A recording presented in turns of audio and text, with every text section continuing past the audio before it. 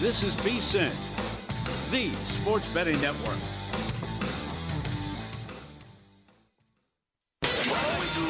Follow the money. That's what I always say. You always follow the money. Yeah. This is Follow the Money with Mitch Moss and Pauly Howard on VSiN. Thanks for checking in. Watching the show as always on YouTube TV, listening on Sirius XM channel 158, iHeartRadio, TuneIn Radio, or any of our great affiliates across the country. Coming up in this hour, Rich in Canada is going to join the program, Rich Mackay, and he has been betting overtimes in the first round of the NHL playoffs for many years. He'll explain why he's done that, something to file away for next year. He's also, I think, still extremely high on Montreal. And he thought they were the best team in the Eastern Conference coming into the playoffs. Does he still feel that way?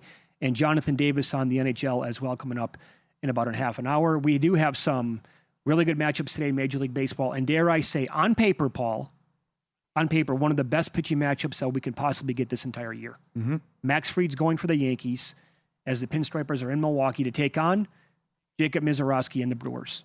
Fried has been super solid the entire year. And the Miz, he'll give up some runs, and he might not pitch 7 innings every game, but him like striking out double-digit guys is always a possibility. And recently against the Yanks, Eovaldi and DeGrom each went over their K-prop in this previous series. The Miz's Ks by game, 11, 7, 10, 5, 9, 9, and 8. He's 6-1 over his prop on the year. Milwaukee, they're not great against lefties, but they don't strike out a ton. Only about 20% of the time when they're at home. They have the second lowest slug and second lowest OPS against lefties this year. I want to tell you that I'm going to bet the under, but I told you, Paul. Yeah. Like next time I say a first 3 or first 5 under, tackle me, break my ankle because I can't get away with it. Yeah, I'm gonna clutch you. Yep. That's right. So, what do we do with Spencer Jones?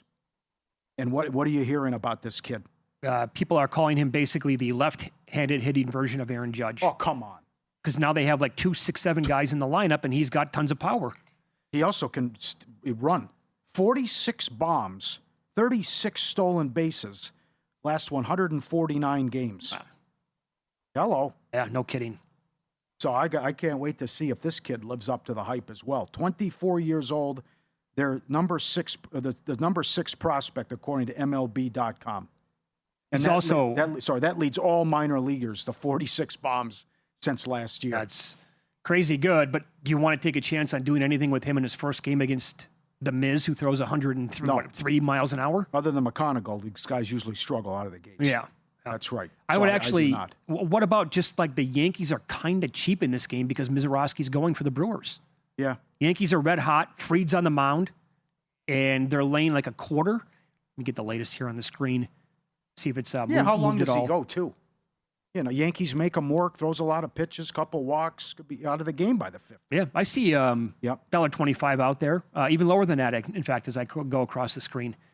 I don't mind the Yankees today. Trusting Fried there to get it done. Mm-hmm. Also, what a series this is with Atlanta in Los Angeles to take on the Dodgers. And for the Braves, now they get Chris Sale on the mound tonight. And he has been, with the exception of basically one start, the guy has been the nuts this year. And my God, I'm looking right now. It looks like now you can find again, some of these exchanges here. For those of you who have access to it, the Braves are a really nice plus number. Here at Circa, they're plus 105. I would bet the Braves to win the series. They finally lost their first series against Seattle, and they blew a game to start the series. You're looking at Sheehan and then Sasaki tomorrow. So they're throwing Sale, Strider, and Elder. And the way the Dodgers are struggling offensively, I would think Atlanta takes 2 out of 3 here. Yeah, plus 110 is available out there right now. That's at the South Point here in Las Vegas. I'm sure you can find plus 110 at some other spots as well. Yeah, in fact, maybe even a little bit higher than that, the way it looks. I'm with you. The fact that's who they're going to be able to trot out there this year, I should say in this series. And I trust Sale pretty much as any pitcher in Major League Baseball. Lefty starters, by the way, are 6-1-1 over their K-prop against the Dodgers on the year. And he's in great form, obviously. Albie's on fire, 18-game on-base streak, hitting .382. And Olsen, 6 home runs, 11 RBIs in his last 10. And you are right about that. And how about, you want to fly down to Baltimore? Do we have time? Tupac Shakur bobblehead night? I like that. How about that? First 20,000 fans get that. If I lived in the area, I would make sure that I was going to be there in time to get one of those. Your favorite Tupac song? Well, does he get credit for California Love? I'll count it. You're going to count that one? I'll allow it. If you count that, that's tough to beat. What a beat, huh? Oh, God, that's got to be, top 5, top 10? I don't know. Absolutely. Who am I? But that it beat's is, incredible, absolutely. yes. Yeah. And as soon as it comes on, you know every single lyric to the song. You're like, Yep. okay, now we're going here. Right. I have a note on this game. Oh, here's what it is. Starting pitchers are 12-3 under their K-prop last 15 starts against Baltimore. Yeah, excellent. 12-3 under. Yeah, excellent. The other one I got to point out is that game is with the A's. And Kurt's Cash yesterday, good call. He walked in the first inning plus 550. Yeah. He walks every game. Yeah, he does. And if you want to do that too, to start, and Painter had nothing in that game, but I would think that's another over. And they're dropping like flies with the starting pitchers with Baltimore. But that's Lopez against Bradish, and it's 9.5. I wouldn't be surprised if it's another softball league game. Yeah, and so here's another one, too, to maybe consider. The Mariners are in Chicago against the White Sox tonight. Emerson Hancock is going for Seattle. Boy, that was another one, right? He's filthy. So his last start was on the night in which they retired Randy Johnson's number. He goes out there and strikes out 14 batters. You typically like to oppose a guy off of a start like that, and this White Sox crew can hit. Burke is going for Chicago in this game. Seattle's priced at $1.35 favorite here at Circa. Opposing starters are 12-3 over their K-prop against Seattle. Last 15 games. This has been a bugaboo for this team now going back, I want to say at least 3 years in a row, where they go on these lengthy stretches where they strike out a ton. And they're in the middle of one right now. Mm-hmm. So I don't want to back Hancock here back-to-back games like this. Although, remember, there was that game on Sunday Night Baseball, and I said this on the air because I showed you that pitch. I'm like, if this guy is going to be this nasty this year, watch out for his K-prop. That sweeper or whatever it was moved like 6 feet the way it looked. Yeah, they can move. And Cal Raleigh basically spun around and fell over trying to catch it. Mm-hmm. You were out. I have to apologize because I mentioned with the tip jar, TMI Ozzy has Murakami 100-1 most home runs. Okay. The league. I said he put $100 on it.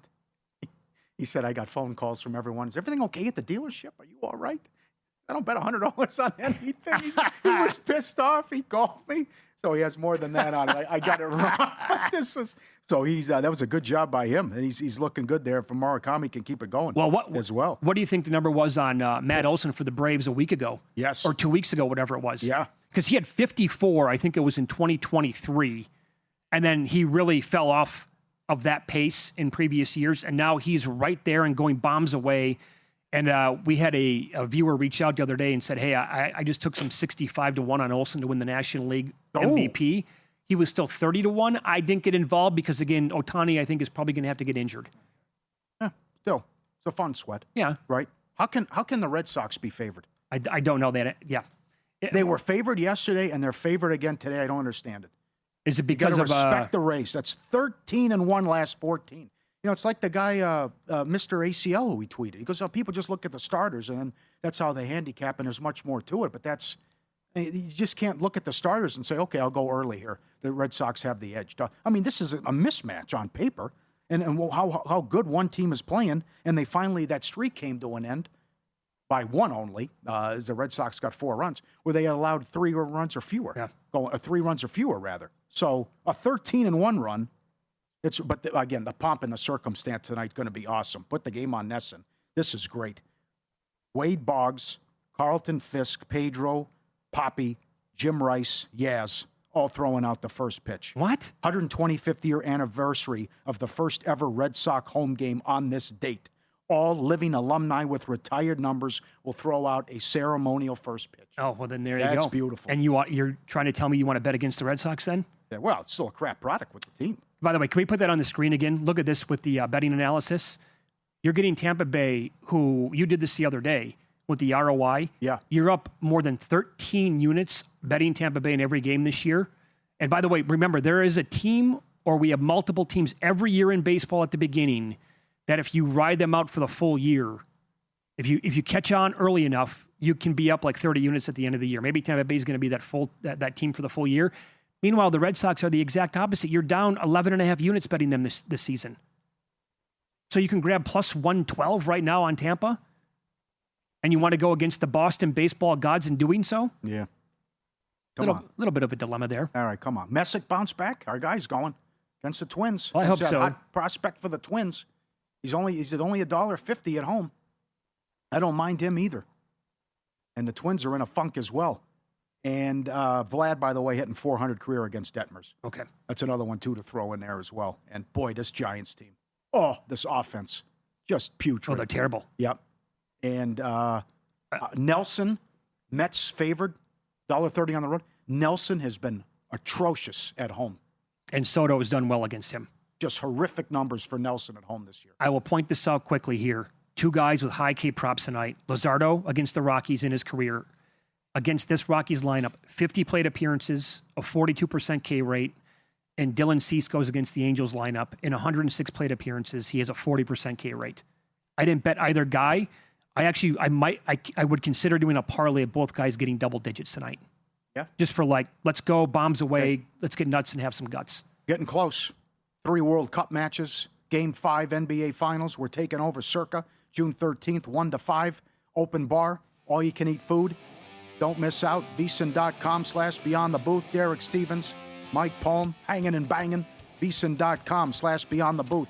All you can eat, all you can drink. June 13th here at Circa. Rich in Canada, sports bettor, longtime VSiN listener on the program. Next, he'll explain why he is still super high on the Montreal Canadiens.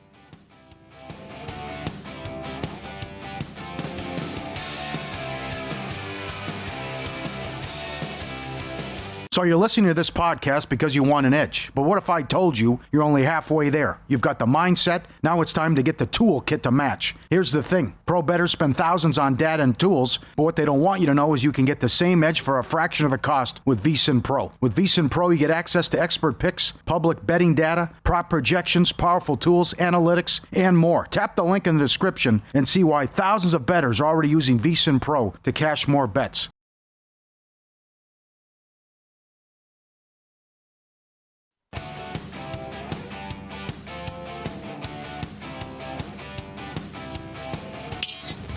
This is Follow the Money on VSiN. All right, this is going to be a lot of fun. Longtime sports bettor and viewer/listener of VSiN, Rich in Canada. Rich Mackay joins the program now, and he is on the progressive guest line. Rich, absolute pleasure. Thanks for the time today. How are you? Oh, I'm doing great, Mitch. This is something because I've been watching you guys pretty much since you started on the morning show. Well, we really appreciate that, and you're the first person who really put us on this angle many years ago about just betting every single NHL playoff game in the first round to go to overtime. You can correct me if I'm wrong on this.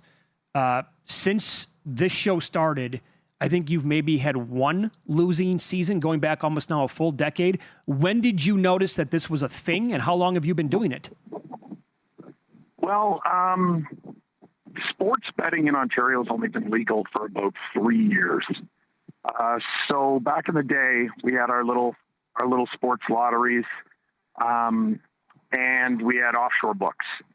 And it was just a thing I picked up on that back then you were getting 4-1 on a lot of these overtime games. And in the playoffs, they battened down the defense and you're playing the best teams. So it was just natural that the overtimes were coming in. And I believe in all the years, there's been one bad year. It was 3 or 4 years ago. It was about a 15-unit loser. And every other year has either been close to break even or really good. This year, the first round was 11 units up. And the best year, can't remember exactly which year it was, but it was a 35-unit winner for the entire playoffs. Oh, my God. Oh, for the entire playoffs. So it was beyond the first round that year. Yeah, I kind of look at the second round and check the matchups out before I decide if I'm going to move on with it. This year I didn't.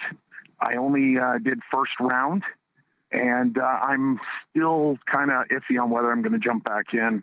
I don't love the Carolina matchup and the Colorado matchup, so I'm kind of not into it in the second round this year. Okay, but very good, and we appreciate that going back, and that's incredible that 5 or so years ago it was a 35-unit winner. You also have been emailing, and goes back to December when you said keep an eye on the Canadiens, and you felt they were going to go to the Stanley Cup.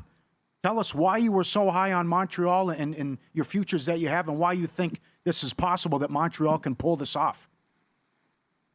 Yeah, I've got a lot of my crossboards have Montreal winning the East, with Colorado either winning the West or winning the Cup. I just think Colorado is a freight train. I don't really see anybody stopping them this year. But I am a little biased on Montreal with my father playing for the team years ago. It's probably the only sports team I am biased on when I think about it. But looking at the team unbiasedly, you've got a coach that they love, a good coach, knows his stuff, a really great goalie. That rookie goalie really took over. Mm-hmm. And a super young, hungry team. I mean, I love the way they've drafted the last few years with Hudson and Demidov and picking up Suzuki 5-6 years ago. I love the team. And, I don't have a problem with that first game with Buffalo. Outside of Buffalo coming out like gangbusters at the beginning of the game, I think Montreal controlled the second half of that game and, 3 or 4 goalposts, and they had their chances. Yeah, they played a great third period, no doubt. So Mitch threw this out there years ago that if it was Edmonton against Toronto in the Cup, we had to go and make a visit. But I will say, and your dad played for the team, are you telling me that going to a game in Montreal is a bucket list item? Absolutely. I've brought a lot of my friends there because once you're kind of in with the team a little bit through family connections, you can go to the alumni lounge in there, and you're sitting around with all the players and so forth. And I brought a lot of friends, even some Leaf fans, and they love it. They love it. They said it's nothing like it. I've seen games in other cities, and there's nothing close. It's a passion in Montreal. It's the closest thing I can probably compare it to is maybe European soccer. Oh, wow. Like that's how they treat it there. Yeah. Well, Sean McDonough was just on, and he's calling Game 3 and Game 4 and said there's nothing like he it. did. That it's the best atmosphere. Yeah. How are you attacking the game tonight? You have a player prop that you like here on the Canadian side? Yeah, I really like Nick Suzuki 3 shots in 60 minutes. I got 142 plus 142 for Suzuki 3 shots. He tends to shoot a little more when it's in the crunch and when it's important. And Caulfield's just hasn't been there in these playoffs yet. Hopefully he'll show up, but Suzuki's very reliable. And even in that 9-shot debacle, I think Suzuki had 3 of them. So 3 shots at plus 142, I think is the way to go there. You love betting cross-sport parlays, same-game parlays as well. You hit a nice same-game parlay last night. But you were set up very well with different hockey sides here until one team got you a couple of months ago. Who really destroyed you? Yeah, the New England Patriots are not my favorite. I had a whole bunch of crossboards with Indiana, college football, Colorado hockey, and OKC to repeat as my anchors. And then I put on some division winners. I had Buffalo or Montreal in some combinations. And in football, I was really high on Seattle. And I had Seattle versus Houston exacta, Seattle versus Denver, and Seattle versus Buffalo.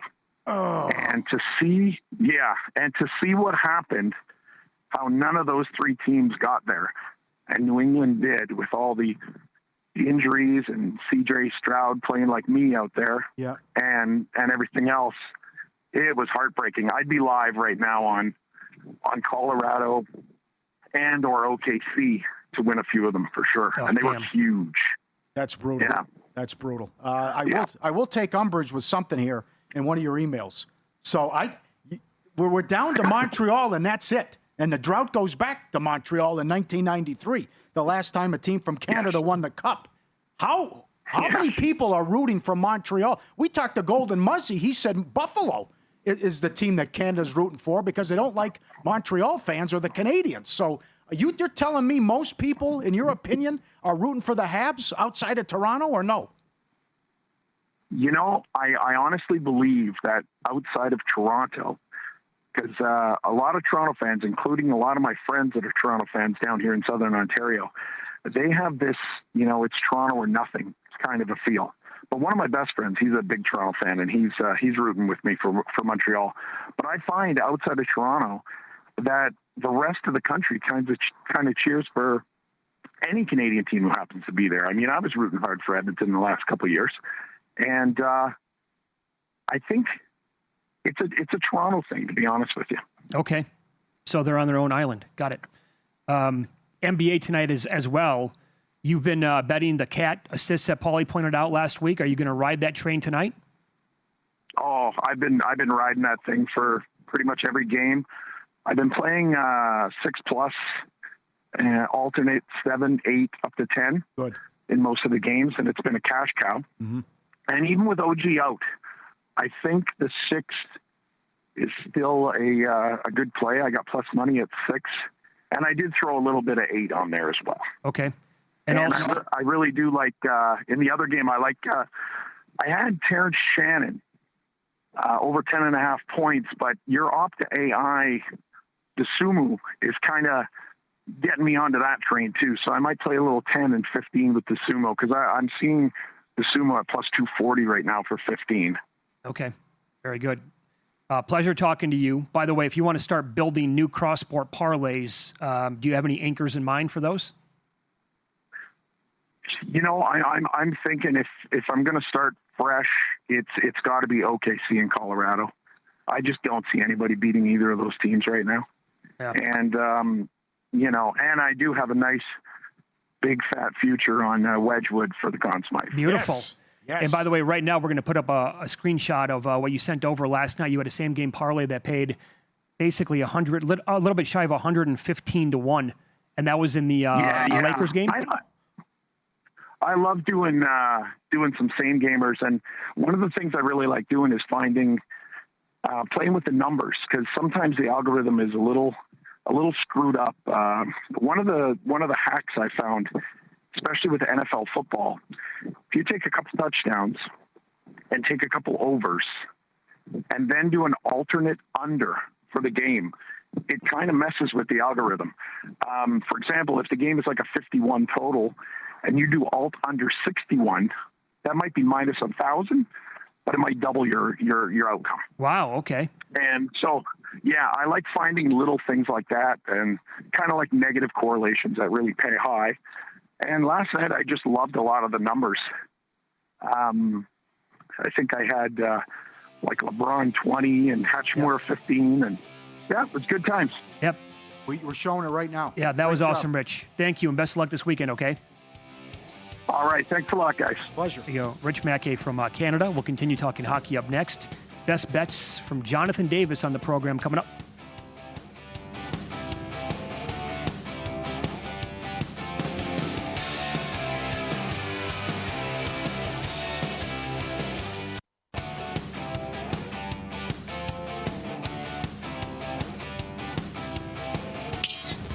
This is Follow the Money on VSiN. All right, some best bets for tonight and this weekend in the National Hockey League. Jonathan Davis joins the program now, VSiN senior NHL betting expert. And he is just checking into his hotel in Anaheim tonight to go to the Ducks and the Golden Knights. Hey, JD, what's cracking, pal? It's going to be a great like next 5 days. Friday and Sunday in Anaheim, get in the car Monday, drive to Vegas for Game 5. Can't wait. Yeah. Before we get into that, you're probably the perfect guy to ask about this. We don't know. We don't have the pulse on Canadian fan bases, like especially on the East Coast. But you were born in Montreal. You were raised in Toronto. So what is your take on the rest of Canada outside of Montreal rooting against this team? Toronto people rooting against Montreal. I mean, one, there's just when you're born in Toronto, just like, you hate Montreal to begin with. So, and Buffalo, just being, look, we would always go down to Buffalo living in Toronto and just, go grab chicken wings back in the day, nice 90-minute drive, 60 miles away, just, lake to lake. So, yeah, but everywhere else across Canada, and talking to reporters all across the country today, it's Montreal. So Toronto people just haters. Here would be my comp to that. And I always heard about the rivalry in California between NoCal and SoCal. Yes. And then I moved there a long time ago, probably 15 years ago now, whatever it is. And when I lived in the Bay Area, you got a great sense for those two regions. Like when it comes to sports, they absolutely hate each other's guts. They would never root for the other team, ever. Yeah, no, I mean, look, I was born in Montreal. I hated the Maple Leafs when we moved to Toronto.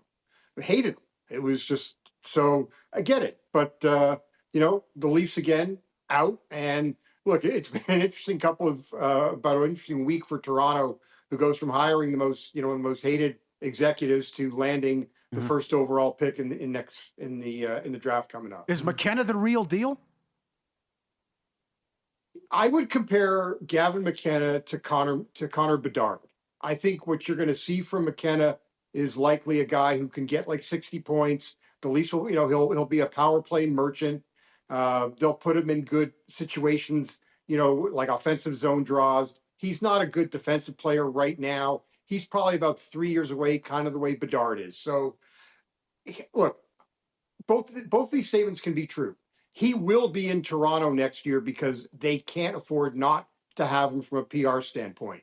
He would be better suited playing another year of college hockey. All right. Okay. Interesting, my man. Okay. You had Montreal in game 1. You're coming back with Montreal tonight in game 2. Tell us why and the props you have with your Cheesecake Factory menu, everyday VSiN.com. Okay, no cheese. I went light today. I'm dieting, guys. I'm trying not to lose pounds, so I had to cut back on the picks. I do like Montreal. Look, I look at this as a zigzag series, just like you guys have talked about it before in the NBA. I look at this, I view this as a 6-7 game series, and Montreal has, like they did in Tampa, they lost, they bounced back. They never lost 2 in a row. Buffalo, has lost 2 of 3 at home.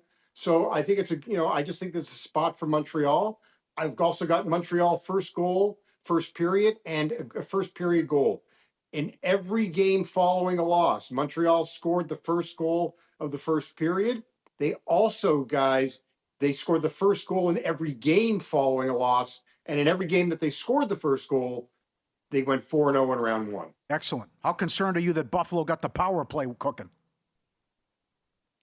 I mean, I think the bigger concern really is Montreal has to worry about themselves. Like Cole Caulfield and Nick Suzuki especially need to get off the mat. They've got one even strength point between the two of them, I think it is, in the last 8 games. So that's what needs to happen for Montreal. I'm hoping it gets going tonight. Before the season, you made a couple of bets on Carolina futures, and that is to lose in the second round and then also to lose in the Eastern Conference Finals based on their history. What's the sweat like right now? Because I guess let me rephrase here. Which team would scare you the most here if you're Carolina in the next round, assuming that they get by Philadelphia here in the second round? I think Buffalo would. I think the one problem that Montreal has, guys, is that their 2 best players, in my opinion, Nick Suzuki and Cole Caulfield, I don't think you win with guys that are under 6 feet tall. I don't think, to win the Stanley Cup. You could have guys like Carolina does and Stankoven and Blake be part of, your success being under 6 feet, but you can't, it's too hard. It's the hardest trophy to win.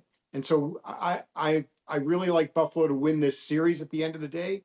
And I think, Buffalo and Carolina, if I remember correctly, it's like the last 9 or 10 games, the team that's won the game has won it on the road.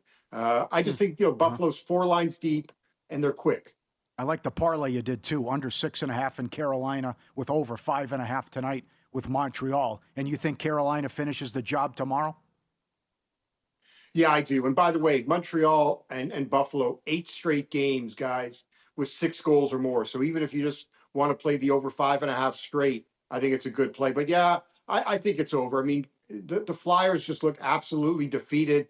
There was a great shot of Trevor Zegras in the locker room, I think, prior to the third period. I thought that, it looked like he was about to crawl up into the fetal position. Carolina is just, they've just battered and bruised them, and the Flyers are missing, 2 of their better offensive players in Owen Tippett and Noah Cates. It's just, it's too much for them to overcome at even strength. And the other thing is, Carolina's won 17 of 19 against the Flyers. Crazy. Follow the money here on VSiN, the Sports Betting Network. Our guest, Jonathan Davis, and he's on the Progressive Guest Line. Are we sure that the power rating here between the Golden Knights and the Anaheim Ducks is accurate based on the betting numbers? Now, here at Circa, it's basically turning into a pick'em, but at other sports books, the Knights are still favored. I mean, based on how the series has gone and how Vegas has played so far in the playoffs, don't you think Anaheim should be maybe a little bit higher here in this game tonight? I do, and I think you can still get a really good series price on the Ducks.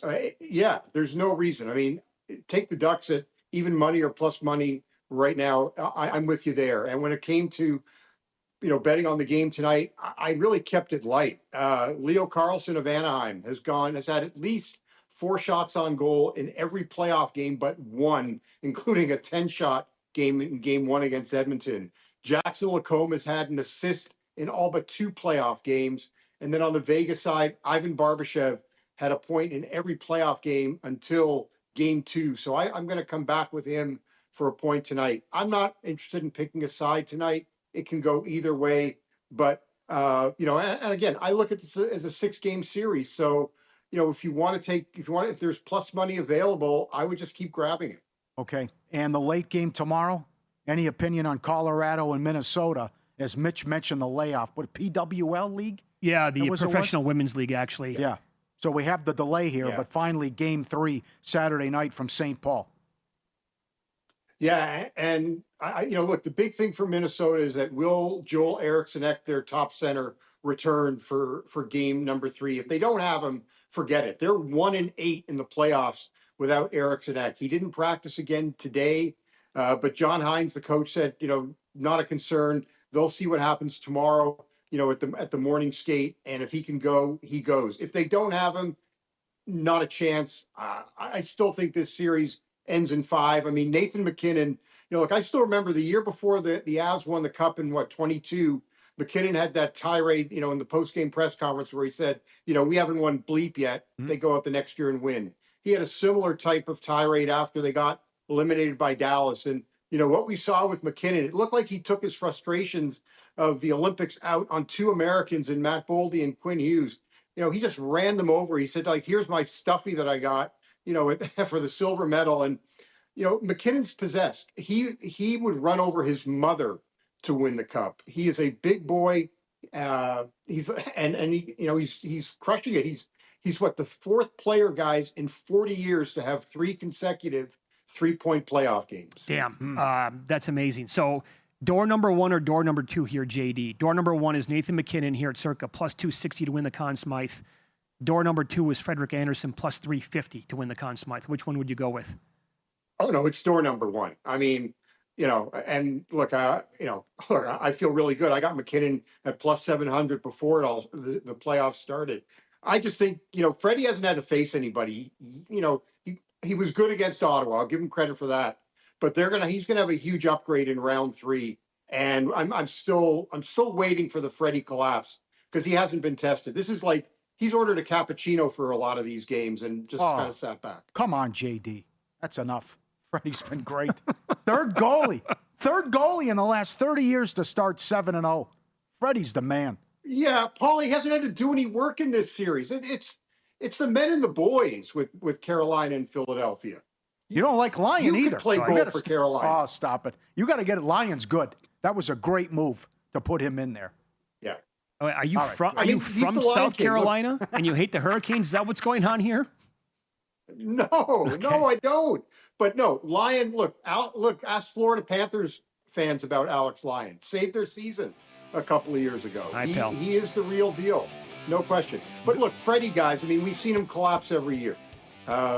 We'll see what happens when they get to round 3. Go ride Tower of Terror tomorrow. Let me know how it goes. Right down the street. That is. Oh, okay. Thanks, JD. And Mitch, I'm going to need you to send me. I'm actually going to go down to Carlsbad tomorrow. There's that burger place. Yes, 100%. Yeah, NBA best bets tonight coming up next.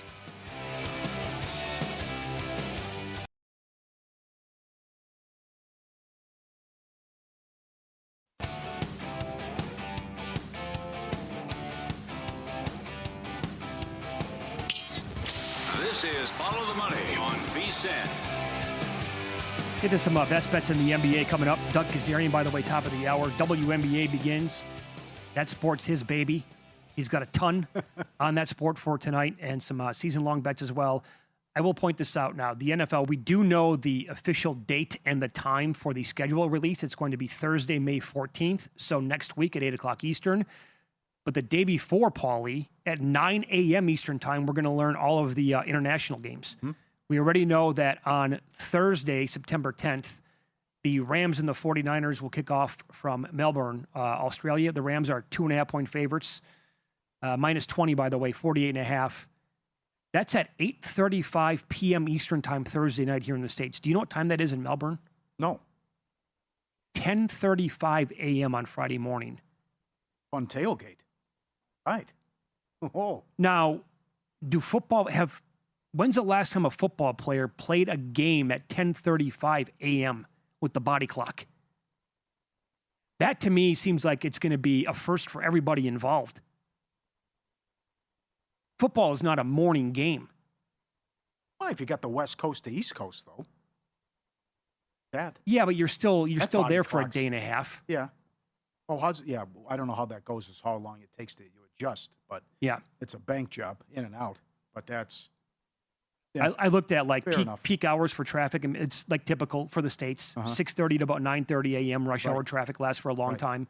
I just like, are fans going to be?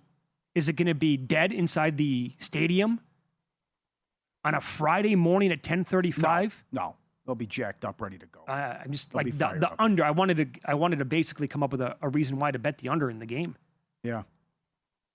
How about Jennings to the Vikings? That's a huge pickup for that Good team. move, right? They're good move. Man, they have weapons on that team. Yep. And the other one too is the Cowboys Ravens is week 3 in Rio. Oh, they're going to play that game in week 3 now. Week in Rio. 3. Okay. Yes. They'll announce everything coming up. And then a week from Tuesday, it's Derek Stevens and Mike Palm with all their contest announcements right here on Follow the Money. Let me give you this in the NBA. This was reported on ESPN earlier today. When the Spurs lost to the Timberwolves in Game 1, that was on Monday night of this week? Victor Wembanyama approached Castle, and they walked out. They were spotted walking out, laughing together. Right after the game. Yep. Got and it. so when Victor was asked about why are you laughing, he said, we were laughing because we played so poorly and as poorly as we possibly could, and even so, we should have won. That is an awesome quote, and I'm glad you shared it. That is money. And I don't know if I want to take the Timberwolves now. That is so strong. Scares you off Minnesota a little bit? They played the worst game of the season. They knew it. And had a good look to win the game. Yep. Yeah, that's strong. And then what happened in Game 2 is the comeback. I mean, that's to your point. Even though Minnesota's got a history of, okay, we're good. We got the split. Phone it in. Mission accomplished. And look at this now. Here at Circa, they just flashed it. The Spurs are 5.5 minus 115. So this is going to go to 5.5 the way it looks potentially here? That's a great story. That is strong. Yeah. I don't know. I still think I like this. I still like the Spurs team total under though as well. I think Minnesota's going to be ticked off and bring the tenacity and bring the energy after they gave up $130 in that last game. The Cat train keeps on a rolling. They moved it to 5.5 at Caesars with the assist. I think most books did. Yep, 5.5. It was 4.5 though yesterday or the day before. I doubt OG plays. It's 5 plus minus 140 at DraftKings. This is interesting, though. Good back and forth as he was on Amazon. Kyle Lowry was asked about who do you stop and what do you stop with the Knicks? I think the conversation we had a little bit yesterday with some of the guys, I think the guy that we just showed right there, Karl Anthony Towns, he's kind of getting everything he wants. You know, Jalen Brunson is going to have the ball. JB's going to have the ball. OG's going to make his effect of the game offensively and defensively. But Cat right now, I think during the game, he's like, hey, man, we got to do something different. He's standing there with the ball, holding it over his head, making dime passes, shooting the ball. And during the game, we got to take something away from Cat. I think that's the one thing that we have to focus on, trying to figure out how to make him a little bit more uncomfortable. Agree. I think you can get inside Cat's head. That's true. And that's why I would agree with that. But he still had all these issues with fouls, and he's still getting it done, and it hasn't been a problem, what he's done. And I love that the adjustment Brown has made, and 7 last game, led everyone. 6, 10, 6, 10, and then 4, which went over, but that's the lowest, and that was game 2 against Atlanta. Well, so I keep riding this train. You want to ladder it, go ahead. Easier said than done with the adjustments. I also think he's a tough match. We'll see if Embiid plays too. Right. But I also think he's a matchup nightmare as well.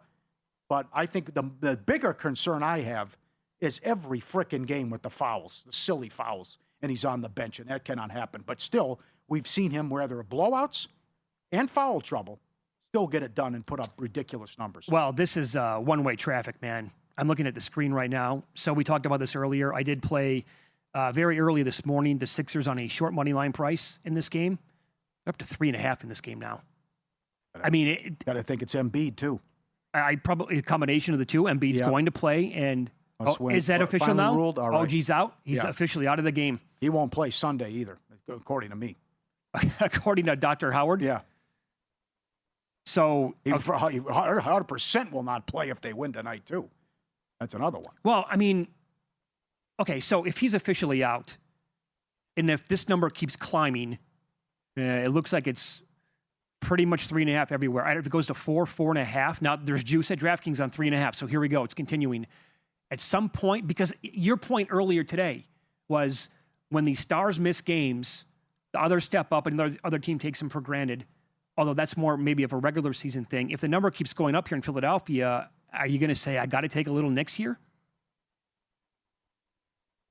You could also wait in play and see if Philly gets off to a red hot start and grab a better number at that point. I took +2. So I would probably come back and take 5 if it gets to 5. Have +2 with Philly and +5 with the Knicks. That's a nice little middle. I think the Knicks win. I think the Sixers win the game, but I think to your point, you could get carried away once it gets up to 5. But then again, fade the public, all this crap. They've been doing a good job. Yeah. And these, everyone was on the Knicks against Atlanta, cashed all the time. The whole world had the Sixers in Game 7, no sweat against Boston. So they're getting it done. And then they're also on OKC every game, and they've been getting it done against the Lakers too. So I do like that Bridges has found his game, and that Bridges was spectacular in one of the games against Philly when OG didn't play as well. But good in play. Also, I think the way to attack it is props as well. And I would expect Brunson to, and I think McBride's definitely capable too. And he said, the coaching staff has his back as well. And the Knicks have a big edge with the bench. But it's the Paul George props and it's the Cat props. And I'm taking it till I lose. And I haven't lost because they've been on this great run, PG and Cat. Sure. And the PG, it's the points and the threes. And he's sitting there at 2.5 again with the made threes, which I can't believe. That's gone over at 7 in a row. Yeah, hold the phone. The Spurs moved to 5.5 almost everywhere. Oh, boy. It keeps moving. Are we getting, maybe that's Ant related. He's still questionable. Yeah. Maybe something happened. Because now we're getting, it's kooky time now. It was just 4. Something must have happened. Man, oh, man. I know. I thought 5 was too much. I haven't bet it yet. And it looks like I'm going to have to wait because if this thing gets to 6, dare I say even higher than that, I'm going to have to take a little bit on Minnesota. That place is going to be jacked up to the gills tonight for this game. Mm-hmm. And by the way, at home, when you expect the others to play better, I think some of those others will actually, I expect McDaniels to bounce back tonight. Yeah, it should be a mismatch, though. They're too good. Now, I don't expect a Game 2 result. But that is a great quote from Wemby. That is strong. I know. And that's definitely got to give you pause. Maybe attack it in play. How about old man Conley? When we go back, he didn't do anything in Game 2, but he's so damn low that's if you ladder him. Like there will be, I'm going to say a minimum of 2, we'll call them others on the team. Conley qualifies as an other. We'll have nice nights tonight for the Timberwolves. It's just identifying who they're going to be. Shannon maybe again tonight? Yep. Push it. I want aggressive Fox again. I love when he's in attack mode. Yeah. 29-5 fast break points in Game 2. Wemby and Fox were awful offensively in Game 1, and they were fantastic in Game 2, and that thing was over in the first quarter. Sports calendar never stops. Sharp Plays covers it all. All of it documented. Logs posted publicly, sharpplays.com. When they move, the books take notice. Advanced AI, trusted insider intel. They find the value before the numbers shift. Respected, watched, and feared, and look for the daily Mr. Poison tweets. gathering intel and plays from over 500 different sources worldwide across all sports and sending it right out to subscribers in real time. That's sharpplays.com. Get in there now. Doug Kazarian up next. Going to be in studio. A lot to get into with him. WNBA debuts tonight. He's also a big spot player in the NBA. We'll find out his best bets in that sport next on Follow the Money. It's VSiN, the Sports Betting Network.